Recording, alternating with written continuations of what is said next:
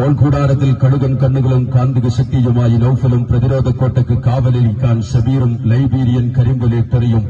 മുന്നേറ്റത്തിന്റെ മുനമ്പിലൂടെ കുതിച്ചുപായാൻ Ivory കോസ്റ്റിന്റെ ആദമും മാർക്കോയും കരിങ്കലത്താടയുടെ ഷാമിലും പടയൊരുക്കി. പിറന്ന നാടും മണ്ണും ബ്രിട്ടീഷ് ആധിപത്യത്തിന്റെ കാൽക്കീഴിൽ തകർന്നറിയപ്പെടുമ്പോൾ പിറന്ന നാടിന്റെ വീണ്ടെടുപ്പിന്റെ പടച്ചിട്ടയണിഞ്ഞ ധീരദേശാഭിമാനികളെ ഒറ്റ നൽകിയ സാമ്രാജ്യത്തെ ഒളിസേവകനായിരുന്ന ഹൈദ്രോസ് എന്ന സാമ്രാജ്യത്തെ ഒറ്റുകാരന് ഒരൊറ്റവെട്ടിന് ശിരസ് ഛേദിച്ച പകയുടെ കനലുകൾ ഇടനെഞ്ചിലേറ്റി. പടയും പടക്കോപ്പുമായി മലമടക്കുകൾ താണ്ടി കടന്നുവന്ന ബ്രിട്ടീഷ് ആയുധ സേനാധിപന്മാർക്കെതിരെ പടവരുതി. ഇന്ത്യൻ സ്വാതന്ത്ര്യത്തിന്റെ ചരിത്രത്താളുകളിൽ ആലേഖനം ചെയ്ത ധീരദേശാഭിമാനികളുടെ കഥ പറയുന്ന മണ്ണിൽ നിന്നും കാൽപന്തിന്റെ തമ്പുരാക്കന്മാരുമായി കടന്നുവരുന്ന പ്രഗത്ഭരായ മെഡിഗാർഡ് FC അരീക്കോട്.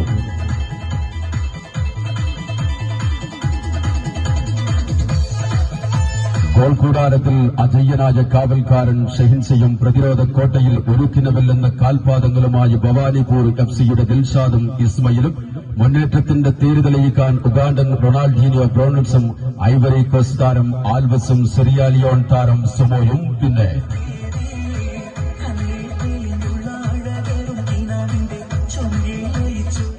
സെവൻസ് ഫുട്ബോൾ എന്ന മാന്ത്രിക പോരാട്ടത്തിന്റെ ചതുരക്കളത്തിൽ ശത്രുപാളയത്തിൽ ആലയിൽ രാഖ്യമൊരുക്കിയെടുത്ത കാൽപാദങ്ങളിൽ ആയുധക്കൂട്ടവുമായി കടന്നെത്തുന്ന പടയാളികൾക്ക് മുമ്പിൽ പതർച്ചയില്ലാതെ